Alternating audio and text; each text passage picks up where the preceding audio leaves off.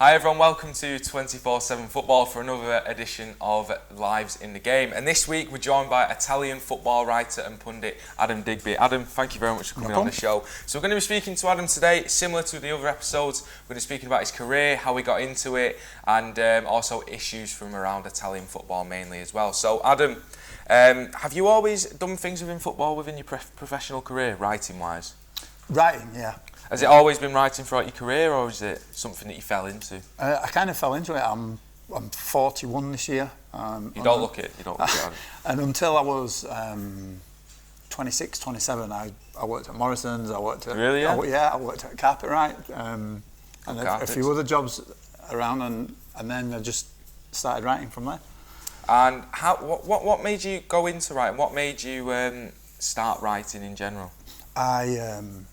I was fortunate enough I had Juve season tickets and I spent a lot of time in Turin, and I started blogging about my experiences going to games, and I actually started a Tumblr blog about what I'd seen at the stadium and what I thought of the matches, and slowly that kind of got a decent following of its own on social media and on Tumblr itself, and it kind of just escalated from there.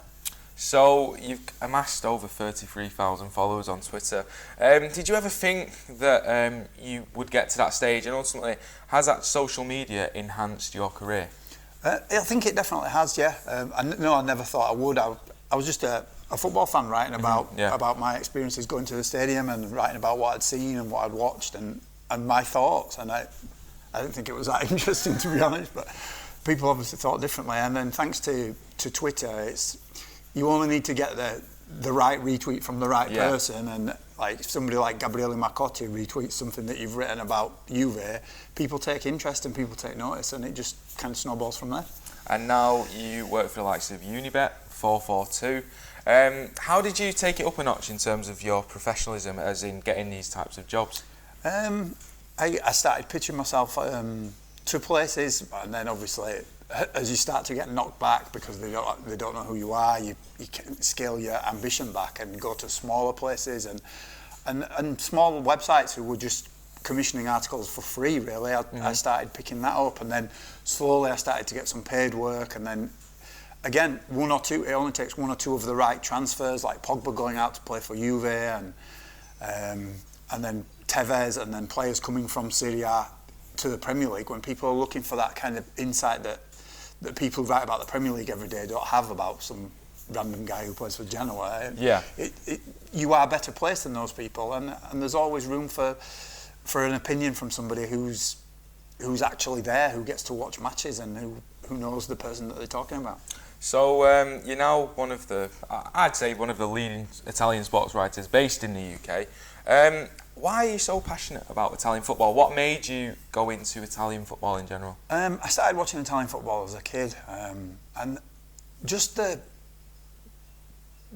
colour and the texture of Serie A, it sounds a bit flowery and a bit too high, but you watch the Premier League, and I think as that developed through the mid to late 90s, it became a lot more sterile than the football that I'd grown up loving, and you watch Serie A with flares and banners and the shirts as well. It's not all this one's red, this one's white. It's the stripes and the like Genoa and Bologna where it's half and half. It just looked different, and to me it always looked better. And I'm not one of these people who say, Serie A's better than the Premier League or La Liga or anything. I think it's just different, and the style of football, as you get a little bit older and you start to appreciate those nuances, I think there's something for there's a league for everybody. And for me, Serie A is that league, and it wasn't, I like Italian football, I like Italian food, I like Italian culture. It was just what I saw watching Italian football appealed to me much more than any other league, and it still does today. That's absolutely fantastic. And you are a Juventus fan, and your career is actually, you've met Allegri, you've met lots of Juventus players, you've met many Serie A players, you've done pieces for your club Juventus. Are you living the dream? I wouldn't swap it for anything. I love what I do, and there's not. Like you talk to people, what is a dream job? I genuinely do feel like I'm doing it. I get paid to write about football and to go to football matches. Like it doesn't get better than that, and it's the football matches that I want to go to. It's the league that I want to watch. It's the team that I want to follow, and for me that it's just perfect. I always ask everyone who comes on this show, I'll ask you as well. So you mentioned you live in the dream. Has this topped it coming on 24/7 football? Oh, absolutely. I love that response. Absolutely. This and Ashton United, right? Ashton Don't United, get better than that, does it? To top off your busy workload, you've also found the time to write a book, which is titled Juventus, A History in Black and White, which we will put in a link in the description if you want to go and check that out. How did that come about, and was it a challenge to complete? It came from my passion for Juve and Serie A. It was something I wanted to do. I kind of had that idea of it, and then somebody who worked for one of the in bed with Maradona, one of the websites that I pitched articles to for free, came to me and said that it was something that they were looking at because of the success of Juve, and as they'd started to become a big force again in Serie A and in Europe, and it escalated from there. And some of it, like the stuff that I remember throughout my lifetime of watching Juve from sort of the late 80s until the book finishes in 2014 was very easy, because you remember it, you go back and do the research, you fill in the blanks, it's fine. Yeah. Some of the historical parts were very easy, like when John Charles was there, there's tons of information to find.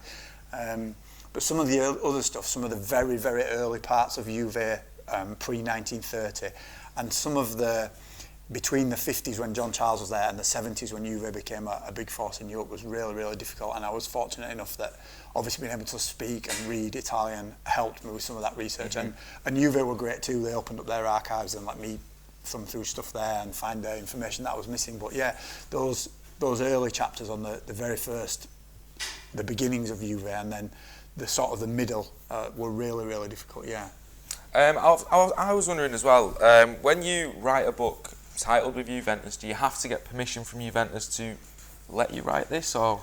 No, they did take an interest. They have seen it. They do appreciate it. They were very concerned about how I approach some of the subjects, but obviously they have no influence on that. And no, you can just write it, and then it goes from there. Obviously, they don't endorse it. They don't sell it in the club shop, unfortunately. But they're aware it exists. But again, that must have been a dream in essence, writing a book about your club which fans were going to read.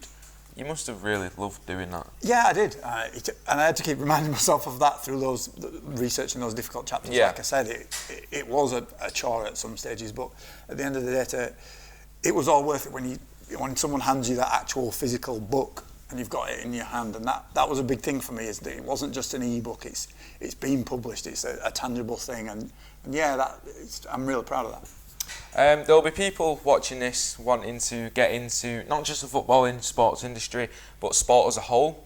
What would your advice be to someone who wants to get into journalism or writing or video, anything in how to break into that industry? Just keep trying, to be honest. Like you're going to get people telling you no, you're going to get knocked back, but just keep doing it. And whatever it is, whether it's making video content, whether it's writing, whether it's anything, you have to keep doing it, and because that's the only way to get better. It doesn't matter if people say no. Keep writing, keep making the videos, because it's only through that repetition of churning out articles, of making video after video, that you get good at it. You know yourself, like the first video you made now, you look back at it and you're like, oh, what is that? The first few articles I've written, I've gone back and looked at it and I'm just like, who did this? and now it's completely different, and it's the same with anything. It's the same with playing football. The more you practice, the better you get. One thing I'd say as well with people who are, like myself, who are coming into journalism and want to break into the sporting industry is with contacts and going above and beyond. So we met through Ashton United because you were coming to an Ashton United game. I'd never met you before, Adam, and I feel like you appreciated that I did go above and beyond to accommodate you, and in return I feel like I was able to ask you to come on this show. So is that a big thing for you, for anyone who's trying to break into that industry, to go above and beyond and keep at it? Yeah, I think it is. I think it's two things with that, really. I think you have to try and do more, because why should somebody choose you over somebody else, And I think it's the same like with going to watch Stockport County at Ashton United. It's go that extra mile, click on their Twitter profile and see who they actually are before you clap back at somebody, because you never know when that person might be able to help you later on, Yeah, I fully agree with that. And so we've spoken about your career, and one thing I really do like to do in these type of shows is speak about issues within their field. So we'll speak about Italian football, and one thing that I do feel like we have to speak about is regarding racism in Italian football recently, with a very high-profile case involving Napoli's Koulibaly. What needs to be done to eradicate racism, not just in Italian football, but in football in general? I think in Italian football, I think it's up to the clubs to understand that Italian culture is broken. Like in Italy, that the booing that Koulibaly got, the racist abuse that he took at San Siro against Inter, is just shrugged off by the wider public. Like, there's a lot of people in Italy who don't feel that way, who wouldn't do it, whatever. But when it happens in a football stadium, there's so many people who just go, that's football, and leave it. And I think the clubs especially have to realise that that's unacceptable. In 2019 now, they have to be better than society almost, and that's a hard charge to level, but that's just what they have to do. They have to understand that you can't have a player subjected to that you can't have that tainting your sport, and you have to just take a stand. Like Inter, to their credit, they launched an initiative against racism. They took some kids to the stadium, they tried to educate them, and they accepted the fact that they got the ban, and I think that's great. And I think the other clubs have to do the same, but more than that, they need to find who these people are who are doing it, and just ban them from going to the stadium, because as long as they're allowed in, now Inter have served this 2-game ban, the same people who booed Koulibaly will be at the stadium the next time it's open, and that can't be right. It has to rise above that and to stop these people from having that platform, because to see a player like Koulibaly, who's a great defender and who's probably going to go on to have an incredible career, probably away from Napoli, probably away from Serie A, and if that's the one thing that people remember about his time in Naples, rather than the fact that he scored a header that beat Juve, that gave Napoli a chance to win the title, it's really sad, and it spoils the league that I love watching. Yeah. Do you think it comes from a lot higher up as well? Do you think the government and the Italian FA need to do more themselves as well? I don't think the government will. That's what I mean when I say about Italian culture. The government is just like, well, it's Serie A, leave them to it. I think it falls upon, and the Italian football authorities, as we've seen with countless cases in the past, a week too, I think it falls really on, to be perfectly honest, it falls on Inter, Juve, Milan, Roma, and probably Napoli themselves to make football better, and to show that society can be better, that Italians are better. I go to Italy, I go to the stadiums, I don't meet racist people, I just meet normal, everyday people who enjoy watching football, and then for it to be spoiled by, it's more than a few idiots, but for it to be spoiled in that way, like it was into Napoli, it's such a shame, and football is better than that, and Serie A is better than that, and that's the face that it needs to show the world. And it's a very important, obviously, topic around football in general as well. So hopefully something can be done about racism, just in football in general, because there's no place for it at all in society. One thing that Serie A has been accused of is lack of competition. Do you see Juventus' domination ending anytime soon? No, I think because, I know you don't want it to, no, but in a way, like, you don't want it to, but you do want somebody to give you a game almost. Like, obviously Juve play games, and there's some teams make it difficult, and Napoli have beaten Juve and whatever else, but you do want to have a title race. It's better. You still want your team to win, obviously, but it's much better when there's teams competing. I think the best Serie A seasons are always the ones where Juve just narrowly beat Milan to the league title, because it's fun then, you know, and I think that helps you raise the level and be better in Europe. I think that it's no surprise that when Juve and Milan were battling head to head, that they were both winning Champions League as well. I think that really makes a difference. I think you see that with the way that Real Madrid and Barcelona bounce off each other. I think that's kind of the same thing that's held Bayern Munich back, that holds PSG back, and I think it's the same with Juve. And I think it's great for Serie A to have a team as good as Juve, and hopefully in time the other teams will be forced to catch up. I think the bad management of Inter and Milan, and Roma to a lesser extent, and then the way that's hamstrung them by FFP, because you can't spend your way out of that problem, has really made a difference. But I think in time they'll come back, and Juve won't be on top forever. We know that, but it's better when it's closer. Yeah, I fully agree. So that is the end of the scripted version. So we're going to move on to the questions, Adam. Okay. So we put it out to you guys to ask Adam questions about his career, anything you wanted to ask him. Really, it was off limits. So we had one from Michael Brannan who said, when did your interest in Italian football begin? And who and what were your early influences? We did touch on, but it's probably more an in-depth question. I actually went to school with Michael. He was a really good friend of mine as a kid, yeah. And as he knows, I got into Italian football in my younger years. And I kind of picked up a random nickname to do with Roberto Donadoni when I was young. Yeah. Obviously, I played for Milan. And I was always interested in it, and I got a bit of ribbon for that at school, but I don't care. I always enjoyed it, and yeah, it goes from there. And Michael's actually a really good footballer in his day as well. Yeah. Okay. Good to watch. And we had one from Tom who said, what was the best moment of your writing career so far, of your professional career? I think interviewing Allegri. I bet that must have been pretty special. It was really good because he's such an intelligent guy, such an insightful guy, and listening to how he understands football and talks about football, and a lot of the stuff that we discussed, obviously because of word counts and space, it can't all make it into the article, but it was a really good couple of hours, just picking his brain and finding out what makes him tick and people he respects, and listening to like the way that he talked about Pep Guardiola is just to get that from somebody at that level, to see him talk about football with such passion. I think that's great. And we've got one from Ben who said, how important and how big was the signing of Cristiano Ronaldo for Juventus from your point of view? It's a game changer, isn't it?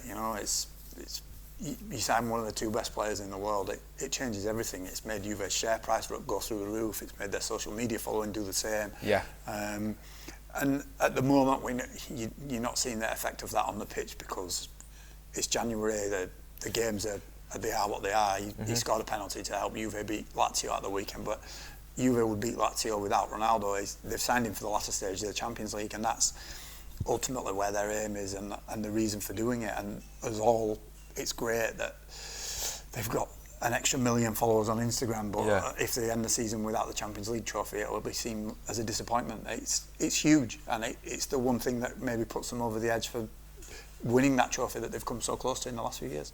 Did you see it coming as well? No, not at all. It actually broke as a random rumour in Tuttosport, which is it's like if it was in the Daily Star that Messi was going to go to Man United. You'd be like, okay, whatever. But eventually it came true, and the guy who started who broke the story, fair play to him. He was there. He found out, and where he works is kind of by the by.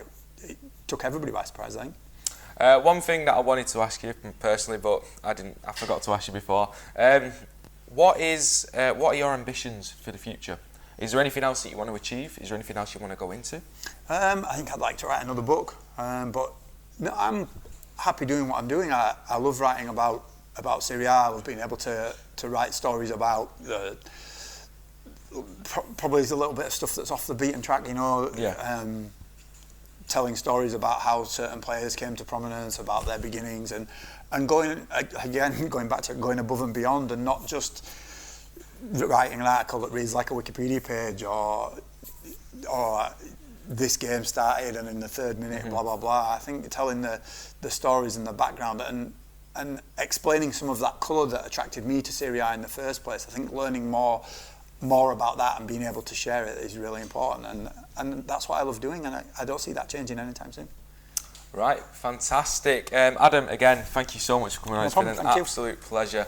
Thank you for watching today, everyone. I'll leave the links to Adam's socials and also his book if you want to go and buy that. That'll be in the link in the description below. So that has been Lives in the Game. Third one we've done. I'd like to thank again Adam for coming on, and I hope you all enjoyed it, guys. Please subscribe to the channel, check out our website, social media, all that stuff, and hopefully we'll see you again next time. Thank you very much.